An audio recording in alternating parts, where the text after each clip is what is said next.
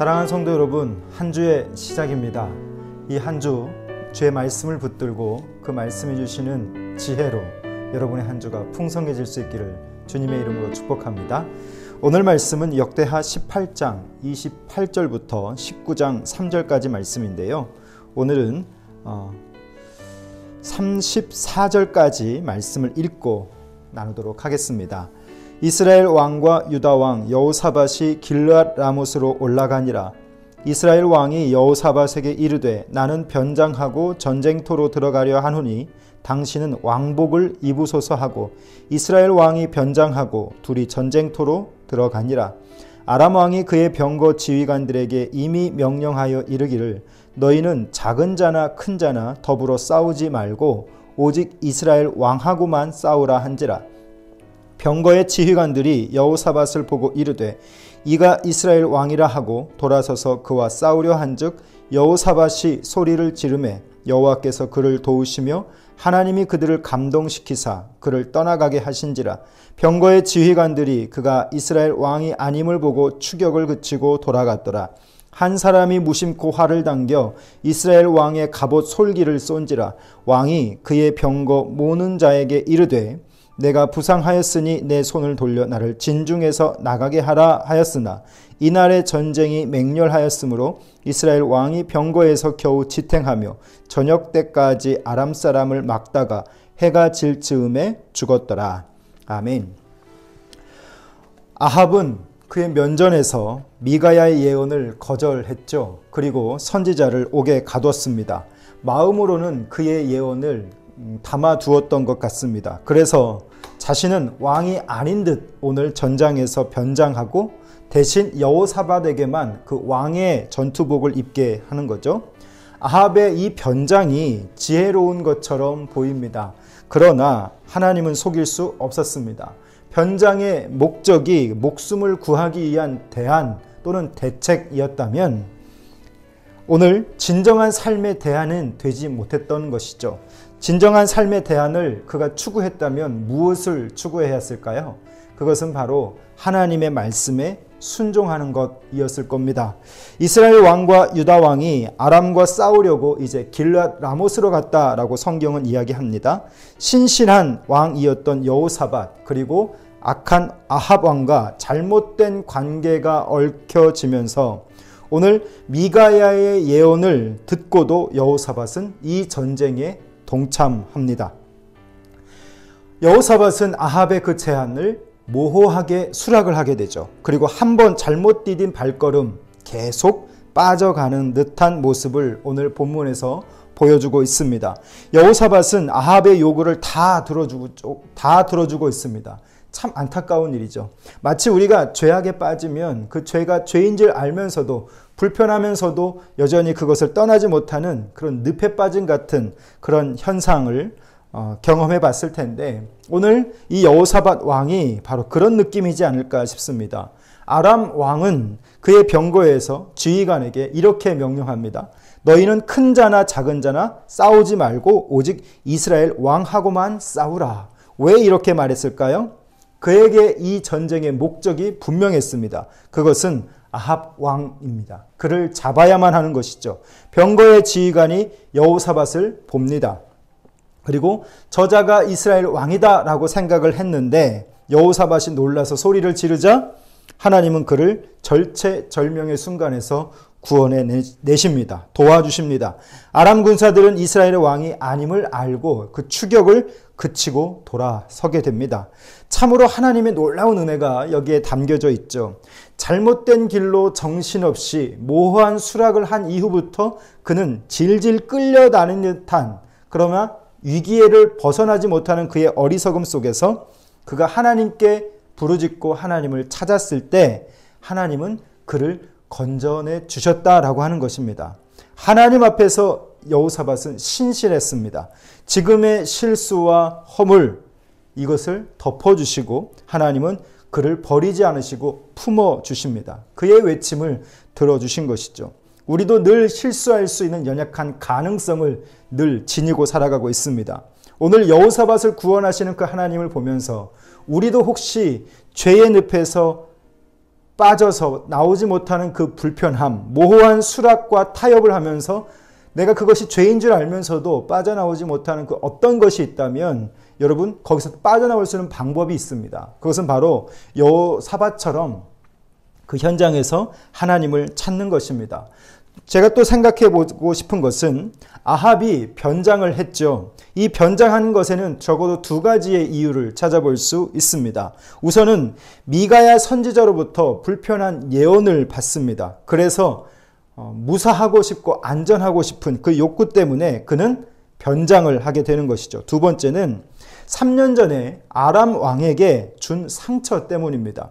그때 대규모의 아람군이 질 수 없는 전쟁이었지만 패전해서 아람 왕은 굵은 배로 동이고 왕관 대신 테두리를 머리에 쓰고요. 아합에게 목숨을 구걸하는 수치스러운 장면이 있었습니다. 얼마나 많은 자존심이 상했을까요? 그런데 오늘 그런 원한을 가지고 아람 왕은 이 아합 왕을 찾아온 것입니다. 그를 잡아서 죽이고자 하는 마음이 상당히 컸을 것 같습니다. 그가 세운 대책이 무엇인가? 아까도 말씀드렸지만 이 대책으로 세운 아이디어, 왕복을 변장하는 이 일은 결국 어떻게 끝을 맺냐? 오늘 본문에서 보면 무심코 날아온 화살이 있다라고 이야기합니다. 하필 그 화살이 어디에 박혔냐면 갑옷 솔기, 갑옷 중에서도 아주 부드럽고 연약한 부분에 꽂히고 말았습니다. 한 사람의 화살 한 방이 사람을 죽이고 만 것입니다. 그는 왕으로 얼마든지 의사들이 그를 살릴 수 있었습니다. 그럼에도 불구하고 그곳을 그는 빠져나올 수가 없었던 것이죠. 왜냐?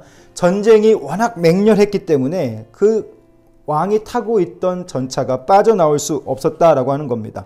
그래서 성경은 뭐라고 말할까요? 해가 질 쯤에 죽었더라. 여러분 이 성경을 새 번역 성경에서 보면 이렇게 증거하고 있습니다. 한 군인이 무심코 활을 당긴 것이 이스라엘 왕을 명중시켰다라고 이야기합니다. 무심코라고 하는 말이 참 재미가 있습니다. 우연히 그 화살이 그에게 날아든 것이죠. 여러분 역대기와는 달리 열왕기상 16장부터 열왕기하 22장까지를 보게 되면 그 아합 왕의 이야기가 담겨져 있습니다. 그런데 이것이 그냥 우연이 아니라 하나님의 섭리 속에 있는 사건임을 그 성경을 통해서 우리는 보여주고 있습니다. 결국 이렇게 정리할 수 있죠. 만사의 모든 것은 그 주권이 하나님께 있고 하나님은 그 주권대로 모든 것을 이끌어가고 계신다라고 하는 겁니다. 그분이 우주를 운행하고 계시고 자연계를 순환케 하시고 인간사를 오늘 저와 여러분의 삶도 섭리하고 계시다라고 하는 것입니다. 사랑하는 성도 여러분, 오늘날 우리의 많은 인생의 고질적인 문제들이 있습니다. 그런 것들 보면 답이 보이지 않습니다. 어떤 사람은 우연히 잘 되는 것 같아 보이고 어떤 사람은 분노로 살아가는 그런 필연적 삶을 살아갈 수도 있겠습니다. 그러나 그런 우리를 어떤 시선으로 바라봐야 하는가? 오늘 성경은 무심코 날아온 이 화살 하나, 그것이 결국은 하나님의 섭리였음을 보여주고 있는 것처럼 오늘 저와 여러분도 답을 찾을 수 없는 인생의 고질적인 문제들 앞에서 나를 주관해 가시고 내게 은혜를 베푸시고 나를 이끌어 가실 수 있는 주도권은 오직 주님께 있음을 고백하는 이 시간이 되었으면 좋겠습니다. 여러분 941생으로 이제 여호사밧이 돌아옵니다. 9장 1절부터는 읽지 않았습니다마는 그를 기다린 것이 있었습니다. 바로 선견자 예후였죠. 유다에서 왕은 절대 권력을 휘두를 수가 없었습니다. 왜 그러는가? 하나님이 왕이셨기 때문입니다. 그래서 왕도 하나님의 말씀에 귀 기울여야 했던 것이죠. 아합은 진정한 왕이 계심을 인정하지 않았습니다. 그러나 여호사밧은 어땠는가? 그는 하나님의 말씀에 귀 기울일 줄 알았다라고 하는 것이죠. 아합은 듣기 싫은 소리는 인정하지 않았지만 여호사밧은 듣기 싫어도 그것이 하나님의 말씀이면 그 꾸중을 온몸으로 받아내릴 수 있는 수용의 마음이 있었다라고 하는 겁니다. 여러분 한번 상상해 보십시오. 왕이 꾸중을 받습니다. 이것이 이스라엘 왕의 참 정체성, 진정한 정체성이다 말씀드릴 수 있겠는데 나는 틀릴 수 있다는 사실을 매번 인식하고 살아가는 왕의 모습입니다. 그리고 하나님을 의식하고 살아가는 것이죠. 그래서 하나님을 의지하고 나의 틀림을 하나님께 맡겨서 그분이 주도해 주시기를 늘 바라는 마음, 그것이 오늘 여호사밧이 가지고 있었던 마음이었습니다. 여러분은 매사에 하나님을 의식하고 살아가고 계십니까? 이것을 우리 스스로 오늘 이 묵상함 가운데서 질문해 볼 수 있을 것 같은데요. 우리는 잘못 읽을 수도 있고 또 잘못 들을 수도 있고 이것이 내 생각인데 하나님의 생각인 양 착각할 수도 있습니다. 단순히 이런 모든 것들에서 우리는 내 모든 삶을 이끌어 가실 수 있는 분은 내 생각이 아니라 하나님의 생각이 내 안에 들릴 수 있도록, 이것이 정말 내가 제안하는 생각일 수 있다는 그런 가능성도 가지고 있으면서 하나님의 말씀을 들을 수 있는, 하나님의 생각을 내 안에 담을 수 있는 그 감각, 영성이 우리 가운데 필요하지 않을까 생각해 봅니다. 오늘 우리 자신을 정리해 보면 이 말씀 가운데서요, 자신이 가야 할 길을 미리 정해놓고 살아가는 사람들이 있습니다. 무조건 자신의 선택이 옳고 다른 사람들은 나의 선택에 따라야 한다라고 고집할 수 있는 자들도 있습니다. 옳고 그름의 판단의 기준이 내 선택만 옳은 것이 아니라 다른 사람의 충고도 얼마든지 옳을 수 있잖아요. 그런데 그 뜻을 거스리는 그런 삶의 모습을 가지고 있는 자들이 우리 주변에도 참 많이 있습니다. 내가 가는 길에 있어서 적어도 나를 태클 거는 사람은 없어야 합니다. 믿고 나를 따라와 주면 그만입니다. 이런 사람들은 주위에서 온통 자신을 믿고 지지하는 이들로 가득 차 있다라고 확신하겠죠. 그러나 이런 자들이 공동체의 지도자로 있다면 참 심각한 문제일 겁니다. 가장 심각한 것은 하나님의 말씀도 취사 선택해서 자신의 뜻을 수단으로 여기는 것, 그것이 나타날 수 있는 것이죠. 거룩한 말씀을 자신의 뜻과 생각을 정당화하는 도구로 전락시켜버리는 겁니다. 이렇게 왜곡된 성경 해석의 관점으로 교회가 세워지고 또 성도가 훈련을 받는다면 그것은 잘못된 방향을 향해 나아가고 있는 것이죠. 내가 아무리 잘못된 선택을 했다 할지라도 그건 내가 선택한 것이 아니라 하나님이 그렇게 말씀하셔서 된 것이다 라고 말하는 이들, 그것이 바로 위장하는 것이 아닐까, 저는 이런 생각을 해봅니다. 현재 내가 잘못된 길을 가고 있다면 여러분 꼭 기억하십시오. 희미한 내면의 소리를 내 안에서 들려질 때 그것을 외면하지 말아야 한다라고 하는 것입니다. 그것이 바로 여호사밧처럼 실수했어도 하나님의 그 세미하게 들려지는 그 말씀에 귀 기울이는 것, 그리고 그 말씀에 반응할 수 있는 것, 그것이 오늘 우리가 은혜를 구하는 방법이 되는 줄 믿습니다. 그 음성이 바로 하나님의 음성인 것이죠. 말씀 묵상 기초반을 진행하면서 제가 여러분께 이 말씀을 드렸습니다. 분주한 세상의 소리로 가득할 때 내 안에서 세미하게 들려주시는 하나님의 음성이 있는가? 그 내면의 소리를 외면치 않고 살아가게 될 때 우리 안에서 그 말씀으로 교제하게 되고 다시 살아날 수 있게 되는 것이죠.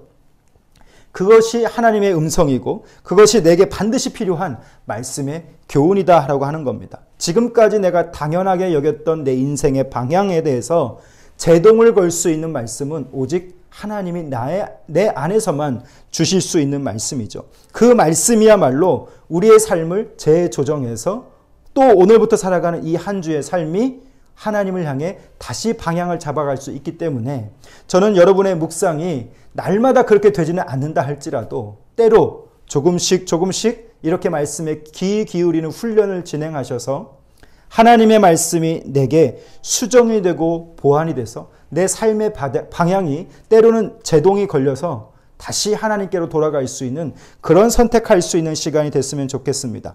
현재 나의 삶을 만족시키는 그런 어떤 보편적인 말씀에 귀 기울이기보다 오늘 나의 삶을 불만족시키고 또 때로는 꾸중하게 하고 나를 불편하게 하는 말씀이다 할지라도 여러분 그 말씀에 더 귀 기울여 보실 수 있기를 바랍니다. 우리는 지금 생각보다 잘 살고 있지는 않을 것 같습니다. 코로나를 통해서 많이 편리해진 신앙의 그런 우리의 단면 속에서 과연 나를 불편하게 하는 말씀이 있는가를 여러분 꼭 기억해 보세요. 그리고 이 말씀의 묵상의 자리에서 내가 지금 스스로 하나님의 말씀을 어떻게 대하고 있는지, 언제나 듣기 싫은 말씀도 들려줄 수 있겠고 언제나 나를 만족시키는 말씀도 들려줄 수 있는데 문제는 내가 아합 왕이 되느냐 여호사밧이 되느냐 그것은 그들의 선택에 따라 달려있는 것입니다. 사랑하는 성도 여러분 꼭 기억하십시오. 듣기 싫은 말씀이 나를 살릴 수 있습니다. 그 말씀이 이 한 주도 우리 가운데 들려질 수 있기를 주님의 이름으로 축복합니다. 기도하겠습니다. 살아계신 우리 아버지 하나님 오늘 변장으로 자신을 속이며 하나님을 속이려 했던 그의 삶의 마지막은 결국 허망하게 무심코 날아온 화살에 끝나고 마는 것을 봅니다. 아버지 하나님 오늘 우리가 어떻게 살아가고 있는지 점검하게 하시고 오늘 전장에서 다시 돌아와서 하나님의 말씀으로 꾸중을 받고 또 그것으로 삶을 다시 재정돈하며 그 불편한 말씀 속에서도 자신을 세우는 이 여호사밧의 모습을 보면서 오늘 나를 불편하게 하는 말씀을 내가 좋아하는지 아니면 내 귀에 만족스러운 말에 내가 기울이고 있는지 점검하게 하시고 하나님 우리 스스로가 먼저 듣기 싫은 말씀이 우리를 살림을 깨닫고 그 불편하게 하는 말씀을 더 귀 기울일 줄 아는 영적인 감각이 깨어 있을 수 있는 한 주가 될 수 있기를 원합니다. 이 한 주도 하나님 우리가 이렇게 살아가기 원하오니 우리 가운데 끊임없이 말씀하여 주셔서 내가 불편해진다 할지라도 또 내가 그 모든 삶의 순간순간마다 잘못된 것들이 느껴진다 할지라도 그것을 하나님의 음성으로 듣고 그것을 취할 수 있는 마음을 허락하여 주시옵소서. 예수님 이름으로 기도합니다. 아멘. 사랑하는 성도 여러분, 오늘부터 시작되는 여러분의 삶 속에 여러분만이 아닌 하나님의 말씀이 여러분과 동행할 수 있기를 그리고 그 말씀에 반응하며 살 수 있기를 주님의 이름으로 축복합니다. 감사합니다.